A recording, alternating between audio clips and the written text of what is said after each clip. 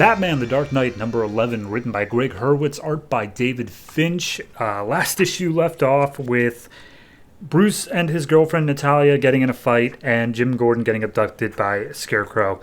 This issue picks up with literally both those things just happening again. We see that Jim is in the clutches of Scarecrow and he says, all right, let's get to work. And then we get to Bruce in Natalia's apartment and she's like, hey, sorry for that fight we had. What do you want to do afterwards? And he says, after what? And then they get into a fight again about how he's not present and blah, blah, blah. And she goes on this whole long thing of like, look, I was raised in Ukraine. I've been in some tough situations and I recognize you have your own issues here. But can we please, for the love of God, just like get through this?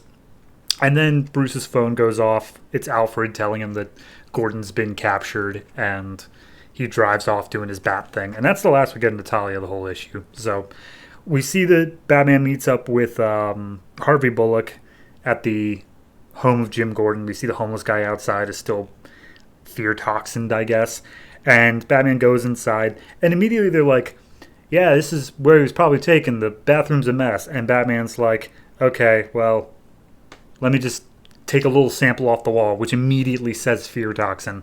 So, Scarecrow, he's already on the case.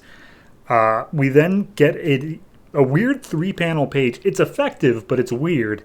Of a playground. A bunch of kids are playing around. Top panel, they're just playing. Second panel, still playing. Scarecrow's now appeared in the bushes. And then third panel, the kids are playing, but now there's one less kid. And there's just footprints leading to and back into, like, the bushes. Effective. I like the page and what it's doing, but it's just so weird to have in the middle here. So then we see him dose this girl he took with fear toxin, saying like, oh, don't worry, this is for your own good. And then we get Scarecrow's backstory, which apparently was his father. I don't even know if he has a name besides the original Dr. Crane, is running tests on his son of basically just scaring the ever-loving crap out of him. He puts him down in this cellar and has like all these wires hooked up to him in order to read his vitals. And he's like, yes, my son he's freaking out. That's good for science. So then he talks to the girl again and saying like, oh, don't worry, you'll experience far worse next time. But the girl manages to snap out of it long enough to recognize that Scarecrow sewed his lips together, which I think I mentioned last issue. And she's like, are you okay, mister? And he's like, you caring about me? You're going to be in a lot more pain than I am, kid. God. So then we get a flashback to young Bruce running with a kite outside the manor. He falls down into the cave and all the bats are there, and it's where he gets his phobia of bats. And we see his mother's comforting him, but his father's just like standing over him.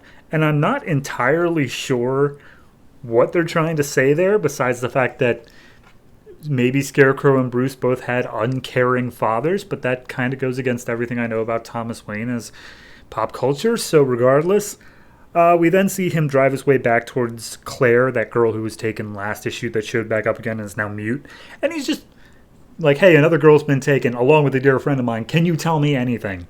And she's just mute, and he keeps on trying until eventually he's like, so what's your stuffed animal's name? And finally she speaks up. She says it's Ducky, and he asks Ducky if he remembers anything. And Ducky says that it was a black van belonging to the Hello Man.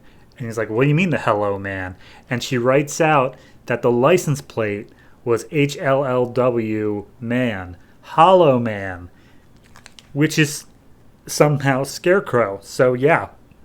So anyway, he tracks down the location of the van. We see it sitting outside. Mind you, they do say here on the page right beforehand, it was a black van. But then on the very next page, you see the van, and it's very clearly red, and it's definitely not been anywhere in the past, like, year. So I don't know what to make of that. Anyway, Batman, he runs some infrared thing, sees the Jim's inside, and he immediately starts bum rushing the house. And as soon as he makes his, like, leap, Scarecrow kicks open the front door with what looks to be a modified shotgun, blasts Batman with some fear toxin, pushes Batman into a fake bush, which leads down into a minecart shaft underneath the house, to which Scarecrow opens up a fake panel under the deck and just jumps right down. Then he jumps on top of Batman, uses some syringe fingers to dose him with fear toxin, and just drives down the minecart shaft. What in the hell is this book? I genuinely, like, it had a mood to it. And the mood is very hard for me to get across to you, but it did have a mood to it. But, like, what? Like, what? I don't even... It's just kind of a little off-putting. It's not even like a, wow, no, this really is it. It's like, okay, it's just a little off-putting is the mood. Looks great. I'm not going to... David Finch's art is perfectly fine here, but, like, story-wise, I don't know... Like, what are we doing here? I understand the basic beats of the story here. Yeah, no, Scarecrow's doing his Scarecrow, like, test things. Fine, whatever. But, like, what are we doing here, for real? It's just such a weird off-kilter story. And I honestly don't know how to put it any other way. Like, just as soon as we got to the page of him bum-rushing the house, and then Scarecrow just kicks open the front door, pushes him down a minecart shaft, and then hops down a secret passageway under his own deck as well. Like, I was like, all right, so this is just stupid now. That's just what we're doing, is we're just like, all right, none of this matters.